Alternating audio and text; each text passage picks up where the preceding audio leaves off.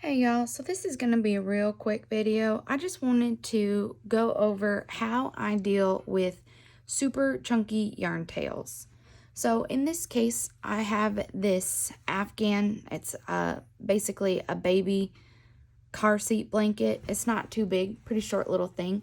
But I made it with a size 6 super chunky yarn and this alpine crochet stitch.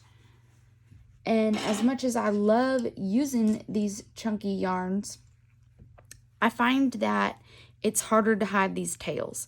So with a standard sized yarn, it's pretty easy when you're working with a new skein to just kind of crochet right over those two tails. You don't have to tie it, you don't have to do anything. You just work it into the pattern and you keep going. But with this chunky stuff, and especially with, in this case, double crochet stitches, it's much harder to hide these. So I end up leaving my tails out and I come back and sew them in after the fact. Now my next concern is I made this for a friend, so I'm not trying to have tails come out later. I want them to have a finished project that seems to just last. And especially if a baby's going to be fussing with this, it's going to be wear and tear. I don't need tails coming out here and just having strands all over the place. So what we're going to do is kind of a quick fix to how we make sure our tails stay sewed into our blanket and it looks professional for an extended period of time. To start, I'm going to tie this. And I know that I mentioned that I usually don't tie them with this chunky yarn because it seems like it's also just looser. I end up tying knots like this because I want this to be secure. I don't want there to end up starting to be a hole as it slowly unravels. So I'm going to get it nice and tight. Just check the other side. And this is kind of nice because, like, even if you messed it up, it's just really deep in there.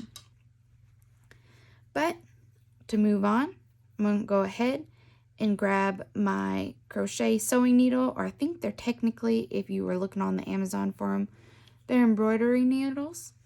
But I'm going to hook it, and I am just going to stick it through here.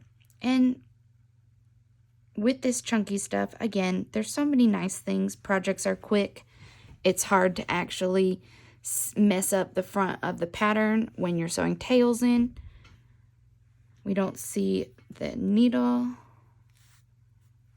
I might just go a little bit further.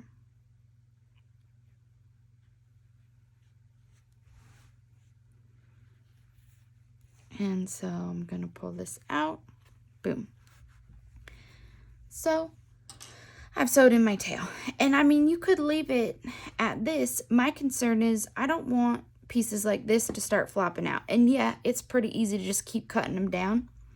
And we did secure it with a knot, but still, I'm going to go and be a little bit obsessive compulsive because, again, this isn't for me. This is for a friend, and therefore I need it to look extra special.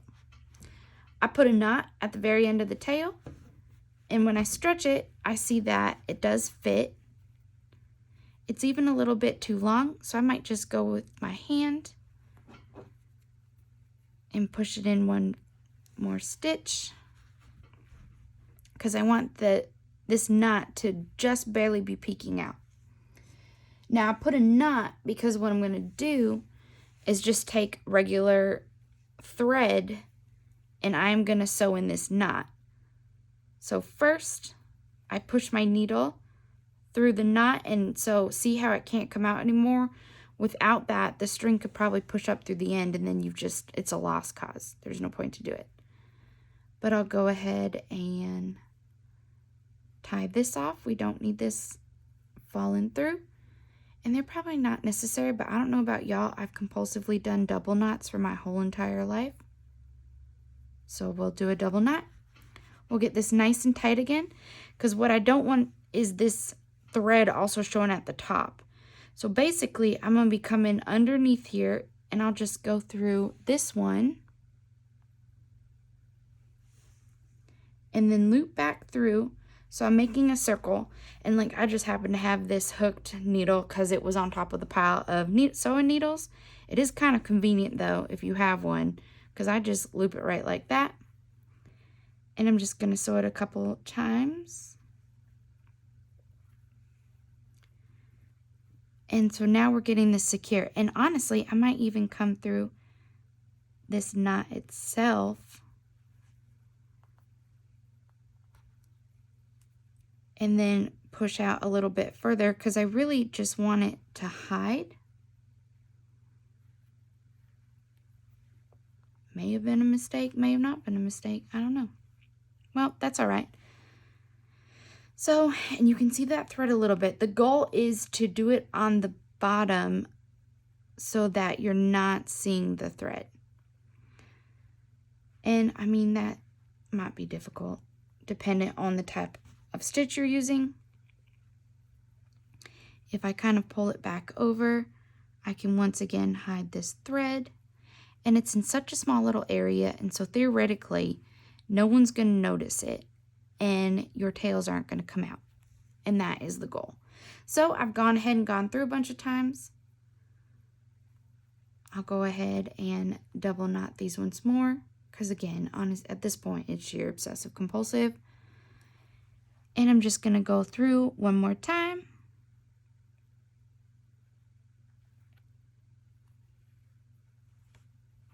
Pull that all super tight.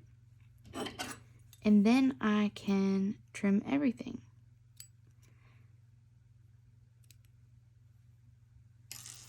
And we'll go ahead and just trim without cutting the blanket. So it is, personally, I think it's pretty much gone.